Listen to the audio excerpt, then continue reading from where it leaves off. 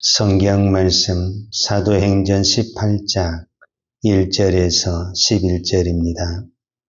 그 후에 바울이 아덴을 떠나 고린도에 이르러 아굴라라는 본도에서 난 유대인 한 사람을 만나니 글라우디오가 모든 유대인을 명하여 로마에서 떠나라 한 거로 그가 그 안에 브리스길라와 함께 이달리아로부터 새로 온지라 바울이 그들에게 가매 생업이 같음으로 함께 살며 이르라니 그 생업은 천막을 만드는 것이더라. 안식일마다 바울이 회당에서 강론하고 유대인과 헬라인을 권면하니라.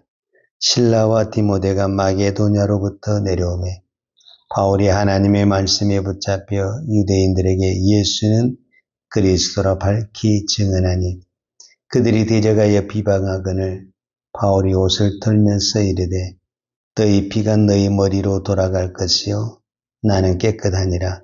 이후에는 이방인에게로 가리라 하고 거기 섬겨 하나님을 경외하는 디도 유스도라는 사람의 집에 들어가니 그 집은 회당 옆이라.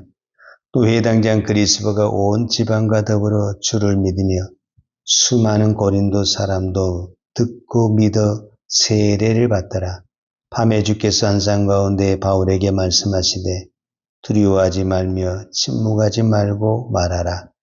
내가 너와 함께 있음에 어떤 사람도 너를 대적하여 해롭게 할 자가 없을 것이니 이는 이 성 중에 내 백성이 많음이라 하시더라. 1년 6개월을 머무며 그들 가운데서 하나님의 말씀을 가르치니라. 아멘. 오늘은 고린도 교회에 대해서 말씀을 살펴보도록 하겠습니다. 18장 1절에 보면 그 후에 바울이 아덴을 떠나 고린도에 이르러 그랬어요. 이 아덴과 고린도는 그 시대에 가장 부흥한 도시다라고 말할 수가 있는데 특별히 아덴을 우리가 아테네라고 그래요. 아테네 하면 떠오르는 것이 아테네 올림픽입니다. 그러니까 스포츠가 강한 나라, 그 다음에 철학과 문학이 중심이 되는 도시가 아테네입니다. 반대로 고린도는 항구 도시로서 상업과 무역, 향락과 쾌락이 중심이 도시가 고린도입니다. 그래서 고린도는 특별히 바닷가에 수많은 이방의 신들이 있는 것처럼 우상의 신전들이 많은 것이 고린도 도시입니다. 그러니까 이 두 도시는 발달된 도시요, 문화와 또 스포츠와 철학이 아주 잘 되어 있는 도시입니다. 이런 도시일수록 뭐가 안 들어가냐면 복음이 들어가지 않습니다. 사람이 먹고 살만하면 무엇에 관심이 없냐면 복음에 관심이 없습니다. 힘들고 배고픈, 그러니까 우리가 선교를 갈 때 아프리카나 이런 데 가면은 수많은 사람들이 구호물자만 줘도 막 사람들이 막 구름대처럼 모이잖아요. 그 왜 그러냐? 먹고 살기 힘드니까 그러는 거예요. 그런데 이미 스포츠를 할 정도고 철학을 논할 정도면 이런 그러면 당연히 무엇이 전제가 되냐면 먹고 사는 문제가 해결이 돼야 됩니다. 그럼 먹고 사는 문제가 안 되는데 철학 이야기하고 있고 스포츠 할 수 있습니까? 할 수가 없어요. 그러니까 이미 이런 도시는 무엇에 관심이 없냐? 지금 사는 것이 너무너무 좋고 편하는데 복음 관심 없습니다. 자, 그러니까 사도 바울은 아덴에서 얼마 동안 있었는지 모르지만 본인 생각에도 아덴에서는 이게 성공적인 선교가 이루어지지 못했어요. 그래서 17장 마지막 절에 보면은 몇 사람이 그를 가까이하여 믿으니 그 중에는 아레오바와 갈리 디오누시오와 다마리아는 여자와 또 다른 사람들도 있었더라. 이렇게 표현해요. 사도 바울이 보통 성경을 가면 수많은 사람들이 바울을 따랐더라. 복음을 믿었더라. 이렇게 표현했는데 아덴에서는 몇 사람이 믿었더라. 이렇게 표현이 된 거 보면은 그만큼 아덴의 선교가 힘들었다라는 것을 알 수가 있어요. 그런데 이 아덴을 떠나서 고린도에 왔는데 고린도는 아덴보다 더한 것이에요. 그러니까 여기는 상업과 무역이 발달돼서 향락이 있고 쾌락이 있고 또 많은 신전들이 있으니까 바울이 고린도에 딱 오자마자 어떤 생각이냐면 희망이 안 보이는구나 이런 생각이 드는 거예요. 우리 이런 거 있잖아요. 전도를 하다 보면은 우리가 이런 마음 가지면 안 되는데 우리도 모르게 저 사람은 바늘이 찔려도 들어갈 구멍이 없다.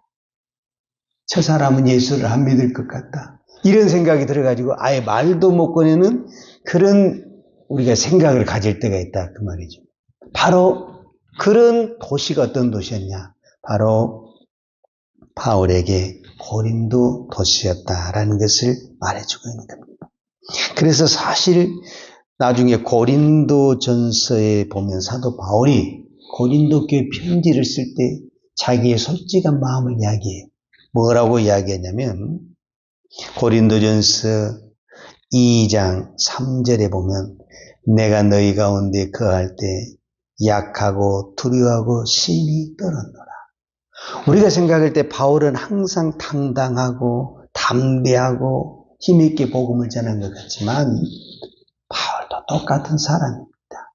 이 아덴에서 실패의 경험을 왔는데 또 이 항구 도시를 왔는데 아무리 바울이 봐도 희망이 안 보여요. 이 도시는 예수 믿을 사람이 없을 것 같다는 그런 생각을 하게 되는 거예요. 이 바울의 마음을 아시고 하나님이 9절에 이렇게 말합니다. 하나님이 직접 바울에게 나타납니다. 그리고 바울에게 말을 합니다. 밤에 주께서 한상 가운데 바울에게 말씀하시되 두려워하지 말며 침묵하지 말고 말하라.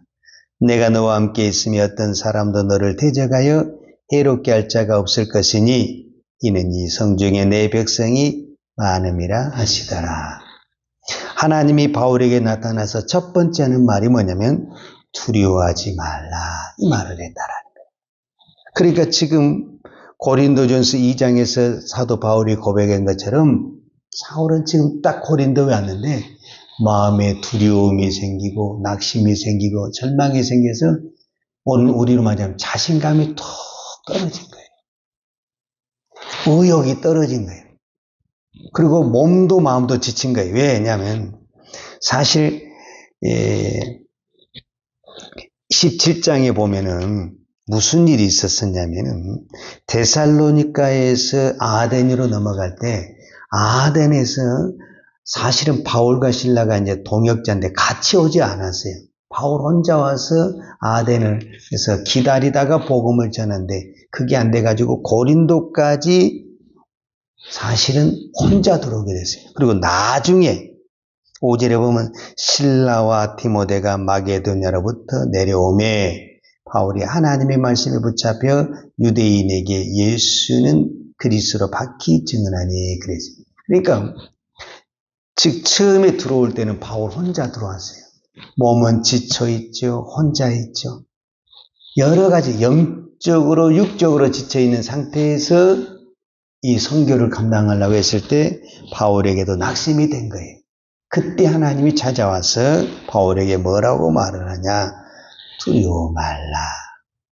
그리고 침묵하지 말고 말하라. 왜 침묵하지 말고 말하라 하겠어요? 더 이상 말을 하고 싶지가 않아요. 우리가 어떤 사람을 보면 막 말을 하고 싶은 사람이 있잖아요. 근데 어떤 사람을 보면은 아무 말을 안 하고 싶어요. 왜냐? 말을 해도 안 들을 것 같으니까. 이 고린도나 아덴이나 비슷해가지고 말을 해도 안 먹힐 것 같아요. 그러니까 두렵기도 하고 말도 하기도 쉽지 않고 그러니까 그냥 낙심이 되어 있었는데 그때 주님이 환상에 찾아나서 두려워하지 말며 침묵하지 말고 말하라. 내가 너와 함께 있음에 어떤 사람도 너를 대적하여 해롭게 할 자가 없을 것이니 이는 이 성중에 내 백성이 많음이라.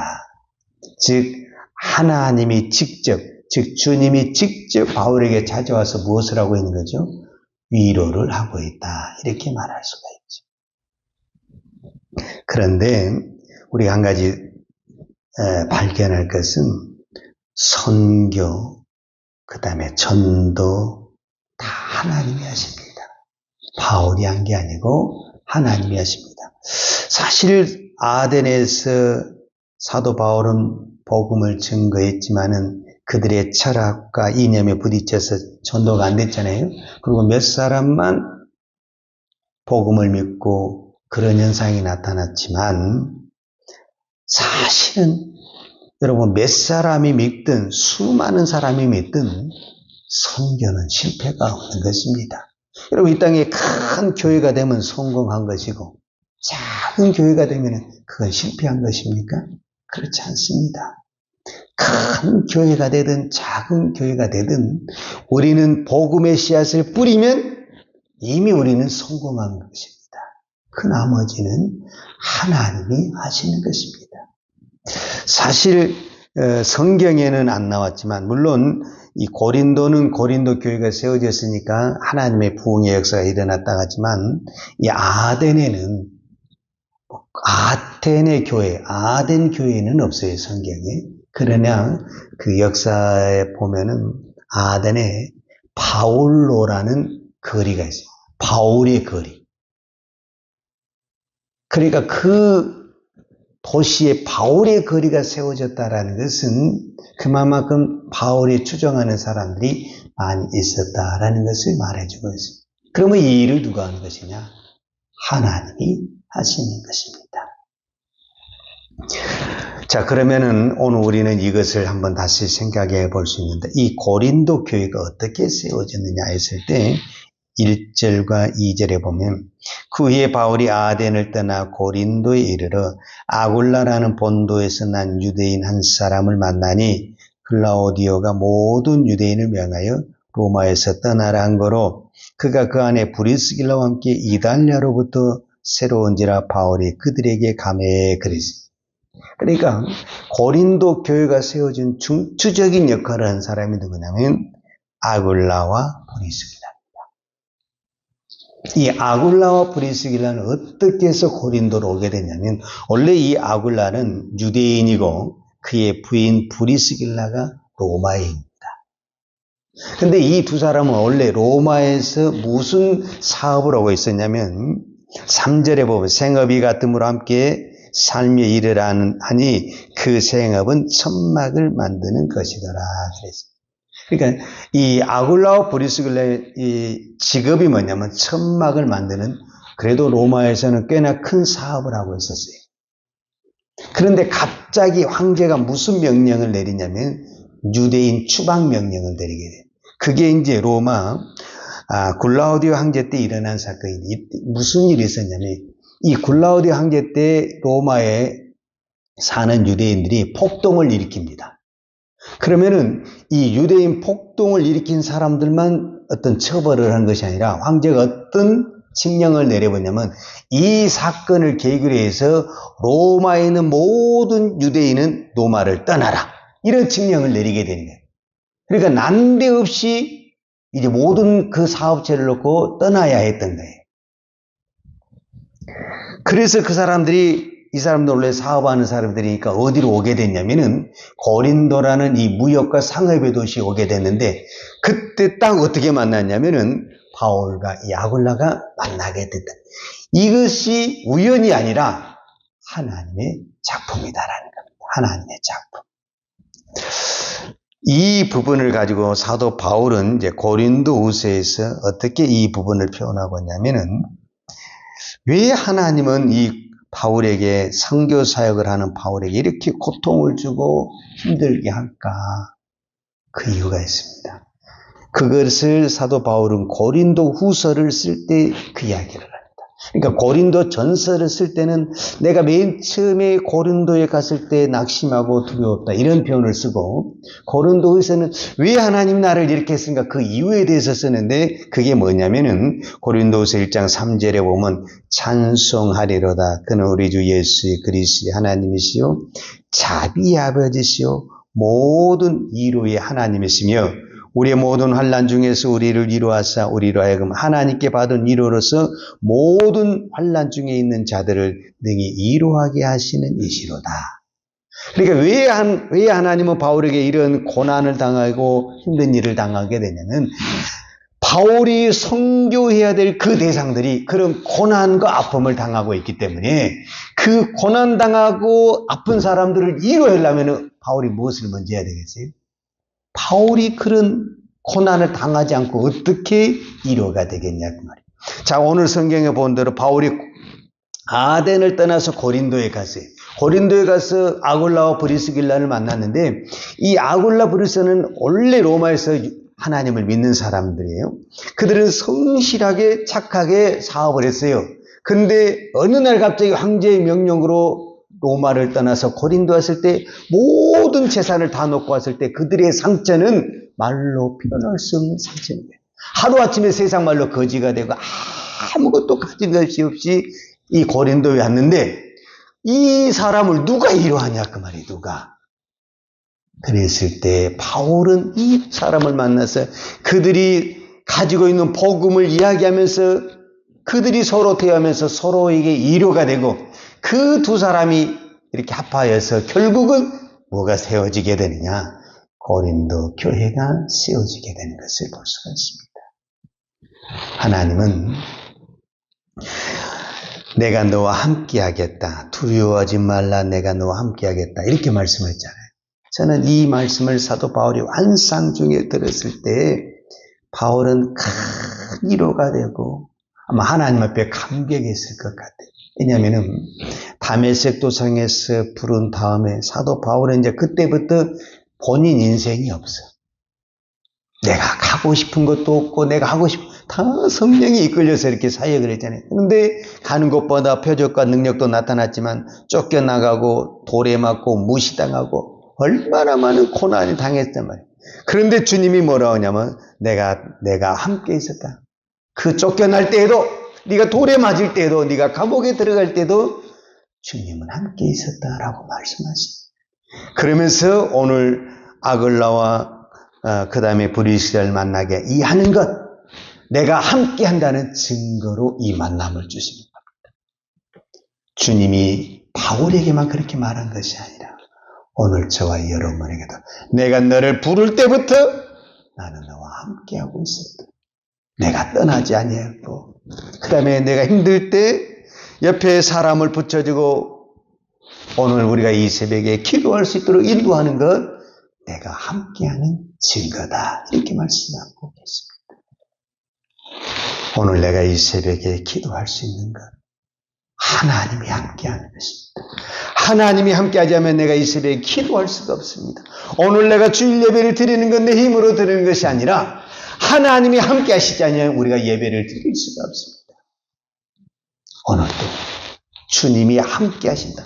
바울에게만 주님이 함께 하신다 이렇게 말한 것이 아니라 내가 너와 함께 하겠다 라고 하는 이 말씀을 믿으시고 믿음으로 기도하시고 오늘도 믿음으로 승리하기를 축복합니다.